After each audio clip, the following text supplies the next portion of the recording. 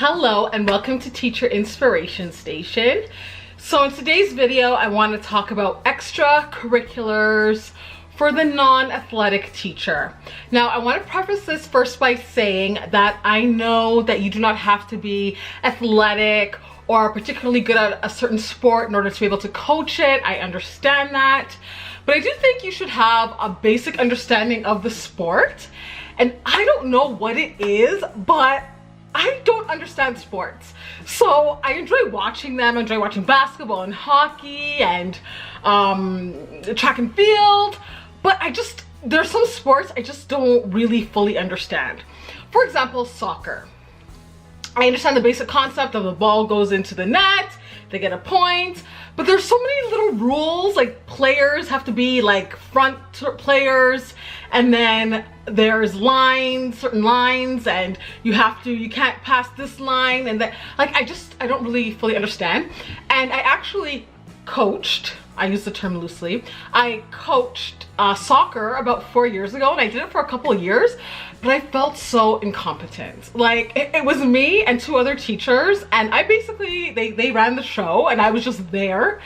And I mean, I offered encouragement, way to go team, but if a student asked me a question, like, I wasn't confident that I knew the answer. And I know that it's okay to say you're not sure or you'll look into it, but I can't say that for everything they ask me. What I was good at though was, like, if the other teachers had to leave, I'd say, you know, that's fine, you can go, I'll lock up and I'll make sure the kids get home and all that. So I was okay at that, like the supervising and the encouraging, but actual coaching, And badminton, I did that at my previous school, and again, I did it with another teacher, and I cannot hit a birdie to save my life. Like, the birdie comes to me or the shuttlecock, I cannot. Like, that's me. So I'm teaching the kids techniques, and you got to do this, and it's like, you can't even do it yourself. So, and I get it, you don't necessarily have to, because I know there's some people who coach things, they understand the sport, but they're able to coach it, but that's not me. I don't have the skill, I don't have the, I don't know. And I'm not saying I can't learn, but it will take me a long time to really understand. There's just something about sports that I just don't really fully get. But what to do if you're not really into sports, you don't understand sports, you just plain old just don't want to coach it, but you do want to be involved in the school, in extracurriculars. You want to get to know older students, you want to share your passions with the students. That's what I think. I think extracurriculars should be things that you enjoy. I have come up with some extracurriculars that I particularly like and that I've done, and if I haven't done it, I would do it. So let's go ahead and get started. Number 1, a board games club. Yes, board games are great. There are some students who don't play board games at home. So this is a great way for them to get some exposure to board games. It encourages them to problem solve, to take turns, to interact with one another. They can develop their language and math skills, and it's just plain fun. Now, that's actually what I'm doing now, and it wasn't my idea at my school, but I'm doing it with a couple of other teachers, and I'm only going to speak from the primary perspective. If you're going to do a games club, keep it simple. So I would stick to those simple classics like Connect 4, Jenga, Perfection, Snakes and Ladders, just those really basic simple games. Here are some others that are also really simple games that you may not have heard of before. This one is Climb and Slide, and I actually found this at the dollar store, but it's the same concept as Snakes and Ladders. They go up the ladders, but they go down the slide instead of down the snake. I also have this one called Kids on Stage, and it is a charades game, and it is such a simple charades game. There are different cards, and the kids basically, when they land on a color, they need to act out what is on that colored card. So plane, jumping rope, tree, they have to act it out, and then the kids who are playing have to guess what it is that you're acting out. Very simple, fun game. There's a slamwich. So you take turns putting the cards down and making different sandwiches. You can make double deckers. You can make a slamwich. But you have to be careful that the thieves don't come and take your cards, or the munchers. And it's a really cute game. And it's for ages 6 and up. So it's a really easy concept, but you might not have heard of this one. I recently discovered this one. And there's also Spot It.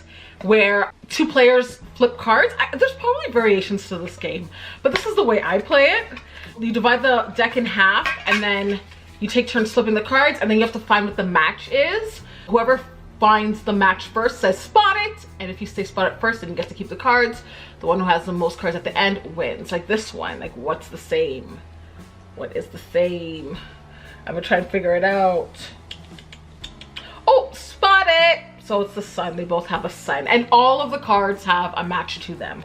I personally really like this game, and the kids love this one too. Now, how do you get games? It depends on your school. Some schools, the principal or whoever may be able to give you money to get games for the games club.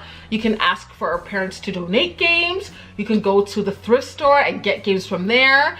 The dollar store has some good games. Sometimes the dollar store has games that are not the dollar store brand. For example, this one, but they sell them at the dollar store. So there's so many places you can get simple games. If worse came to worse, you can just print stuff online. Like there's lots of simple games online. And I would stay away from those silly games like Toilet Trouble and Pie in the Face. It's gonna be a management issue, and you don't wanna deal with that. Number 2, a drama club. Now, I loved drama growing up. I don't know what it is. I still like drama, but I am kind of chickened out. Like when I was younger, I loved to be like on the spotlight. I like to do presentations, like put on these silly characters. Like that was my thing up until high school. And then now I just kind of, I don't, like if there's like a performance at my school where I have to act out something, like I won't participate. Like I'm just not like that anymore. And I don't know, I think because I just lost the practice and it just kind of left me, but I still really do like drama. There are literally hundreds of drama activities and games that you can find online. You can do things like skits, mimes, tableaus, puppetry, reacting to stories. There's just so many things that you can do, and it's a lot of fun for those kids who really like drama. Number 3, a mindfulness club. Now, I haven't done this one personally, but my student teacher in the past actually did this one. And mindfulness is really big right now. Actually, maybe it's always been, no, it hasn't always been big. It's really big now in schools. So basically, if you don't know what mindfulness is, it's about being present in the moment and regulating ourselves, and it reduces anxiety and stress. And you can do things like breathing exercises, stretches, visualization, making ring sticks or glitter jars. There are so many activities to do, and there's a lot of things you can find online to help kids regulate themselves and keep calm. An origami club. Now, I love doing the origami club. I haven't done it in a minute though. The kids absolutely love this. Cannot get enough of this. So the way I organize it is I'll have like a particular thing that I want the kids to create. Like this book is excellent. I recommend this one called Easy Origami by John Montrell. Now I usually focus on maybe 1 or 2 creations. So we have a penguin, we have fish, we have cat, and I just show them step by step how to do it. And they're working along with me, or sometimes the kids have the instructions in front of them and they're just figuring it out themselves. This club is a club that you cannot keep for very long. Like whenever I do it for about a month because it can get expensive. If you get origami paper that's from Japan, like that's just gonna be way too expensive.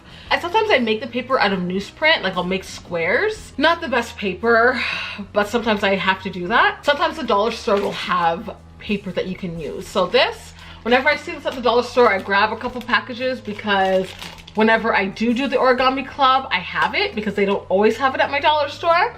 So you can do that. And also when you're doing it, you cannot have all the papers spread out because if you put it all out there, they're gonna use it all up in one session. Like that's what they're gonna do. So sometimes I just save the origami paper, like once they've practiced with the newsprint and they're good to go, then I offer them the real origami paper.